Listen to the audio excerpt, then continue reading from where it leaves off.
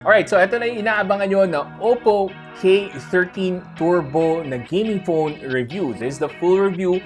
Lahat po ng kailangan nyong malaman bago kayo bumili nito, sasabihin na po natin sa video na to para kung sakaling ito talaga yung natitipuhan nyo, well-informed kayo about this phone. Pero bago ang lahat, ito muna ang quick unboxing.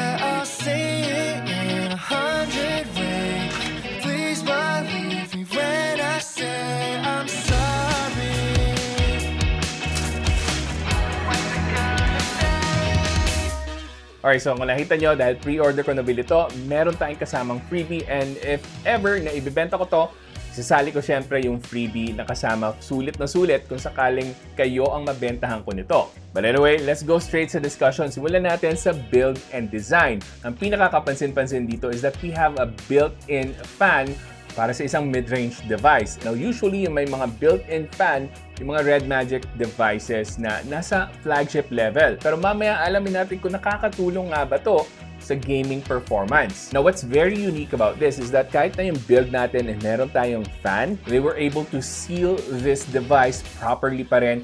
That's why we still have IP68/IP69 na water and dust resistance. And that's a feature that we usually see sa mga higher-end devices, not on something na nasa below 20,000 pesos. By the way, binabanggit ko na below 20,000 pesos, actually, yung purchase price ko dito is around 17,000 pesos. Diyan po sa link sa description mismo. So if you want to get this at the same price range, check it out dyan sa link sa description box. Going back sa device, plastic lang yung build niya. So mapapansin nyo, magaan po talaga siya. Additionally, meron nitong dual speakers and meron pang IR blaster. So just in case gusto nyong gamitin to as a remote control, as you can see right now, pwede po. Software-wise, Color OS yung gamit natin dito and naka-Android 15 out of the box. I'm not sure kung ilang software updates ang pwede natin makuha dito, pero kung meron kayo nakitang information about that, please share them in the comments. The most important information that you might want to know,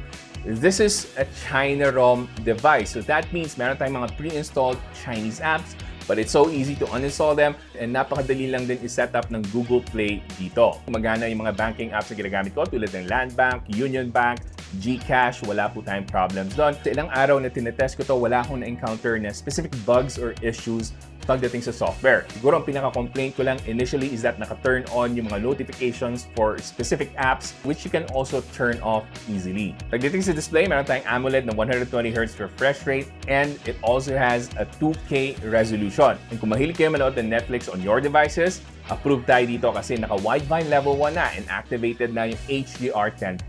So solid yung viewing experience natin dito. Very vibrant yung colors. Black is truly black because we always have infinite contrast pagdating sa isang AMOLED na display. Next up, pag-usapan natin ng mabilisan yung camera. This has a single 50-megapixel lens. Punta muna tayo sa biggest surprise para sa akin as a gaming phone. Meron pa rin siyang 4K 60fps na video recording and it's actually very usable. Stable enough yung footage, kahit naglalakad tayo, pwedeng gamitin as a vlogging camera kung gusto nyong sumideline just in case sawa na kayong mag-gaming on this device. Pagdating sa photos, serviceable din yung mga samples na pwede nyong makuha on this device. Just make sure na meron tayong tamang lighting for our subjects kasi kung nasa indoor kayo at hindi ganun kaganda yung lighting natin, medyo magsasuffer agad yung image quality, nagiging softer siya. But this is a typical problem naman for most phones na hindi nasa flagship level. And dahil wala tayong telephoto dito, asahan nyo na pag gumamit kayo ng 2 times or more, magiging softer and medyo blurry na yung image natin kasi digital zoom lang siya and it just crops in sa sensor natin. Pahabol din pala guys, meron tayong 1080p 30fps na selfie video recording. This is the quality ng microphone. What do you guys think? Let me know in the comment section. Wala akong reklamo dito. Pwede na kasi hindi naman to camera-centric na device. Kumbaga parang added feature na lang na meron pa rin tayong selfie camera on this phone. But overall, I think this has a really decent camera considering na this is mainly a gaming device. Now, I know excited na kayo sa performance ito, pero i-delay muna natin yan. Unahin muna natin yung battery. So, meron tong 7,000 mAh na battery capacity and 80 watts of fast charging. solid combination, again, for something in the mid-range under 20,000 pesos. Maganda yung battery endurance niya. Hindi po ito matakaw sa battery. It doesn't drain fast, except of course, kung sasagarin nyo to sa gaming like I did. Pero bago natin ituloy sa gaming and performance discussion, of course, para makatulong sa battery health natin, meron rin itong bypass charging. Sinubukan ko talaga yung bypass charging nito. So habang naka-bypass charging siya after 2 hours straight na paglalaro, very consistent na nasa 8 watts yung higop niya na power. Sinet ko yung threshold sa 60% pero nagtuloy-tuloy pa rin yung charging and pumalo pa rin siya over 60%, although mabagal yung charging speed niya unlike dun sa Redmi K13 Ultra. Hindi pa rin siya yung truest form ng bypass charging tulad na makikita natin sa laptop na talagang hindi na nadadagdagan yung battery percentage natin pag umabot sa threshold. Hindi naman siya big deal para sa akin, pero gusto ko lang ibahagi sa inyo para additional information just in case na mag-decide kayo na bilhin to. Alright, so now I think we're ready to talk about the performance.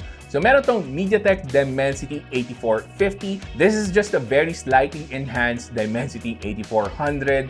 Wala po tayong mapapansin talaga na major advantage ng 8450 over the 8400. So para sa mga Poco X7 Pro users, you can expect the same performance. So sa Antutu benchmark, nakuha ko dito is around 1.6 million points. Pero syempre, tulad na sinasabi ko, kalahati lang po ng kwento yung Antutu benchmark points na yan. Ang tunay na basehan talaga natin is yung actual performance. So let's start sa pinakamahirap na patakbuhin, yung Wuthering Waves. So dito nagva-vary yung FPS niya from high 40s to around 50 plus FPS. Depende po sa situation. But I never experienced any thermal throttling.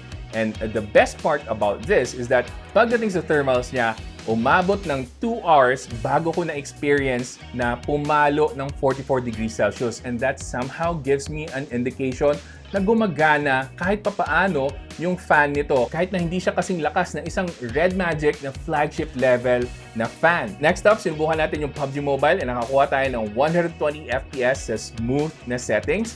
And solid rin yung gameplay experience ko dito. Wala akong naging problema. Smooth overall. Yung thermals niya, very nice at around 38 to 40 degrees Celsius. Even though 2 straight games ang nilaro ko and matagal-tagal kasi parehong naka-chicken dinner ako on both games. Sinubukan ko rin na mabilisan yung Genshin Impact and Mobile Legends. Close to 60 FPS sa Genshin Impact and kayang i-push up to 120 FPS naman sa Mobile Legends. So overall, kung gaming ang habol nyo and you want something that has a Dimensity 8400, 8450, this definitely performs really well and maganda pa yung thermals. So this is definitely a performance beast, lalo na for its price. But before we end, syempre hindi ko sabihin yung mga cons ng device na to. So una sa lahat, this is China exclusive. Wala po tayong official na release dito sa Philippines. And if ever man magkaroon tayo ng official release itong Redmi K13 Turbo, expect it to double in price. So hindi kayo makakabili nito sa mga mall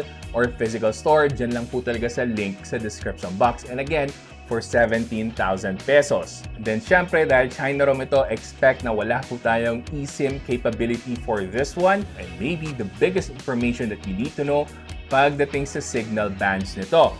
So this one only has SA 5G. Standalone lang po. So ang gagana lang po na 5G dito na SIM card is yung dito. Pero pag ibang network naman like Globe or Smart, hanggang 4G plus lang. It may or may not be a deal breaker para sa inyo.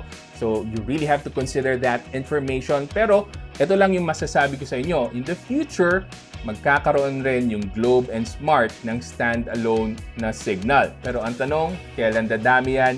Hindi natin masasagot. And of course, other things that you might want to know, naka-UFS 3.1 ito, yung Pro version niya, naka-UFS 4.0, and then yung Wi-Fi connection nito is only up to Wi-Fi 6, and then yung Pro version up to Wi-Fi 7. So yun lang yung mga bagay na dapat nyo malaman about the Oppo K13 Turbo. Para sa akin, overall, the pros of this device far outweighs yung mga cons na nabanggit ko. This is something that I can highly recommend as long as alam nyo kung ano yung pinapasok nyo kung bibili kayo ng isang China ROM na device. Now with that said, kung nakatulong itong video na to sa pagde-decide nyo, ano na ba yung mag-like, comment, and subscribe na kayo dito sa channel natin. And kung gusto nyo pang manood ng mga videos ko, may mga ililink po ako dyan, panigurado, magugustuhan yung mga yan. Hanggang sa susunod, ako nga pala ulit si Janus ng Pinoy Techdad. Kita-kita ulit tayo. Baby, I'm sorry.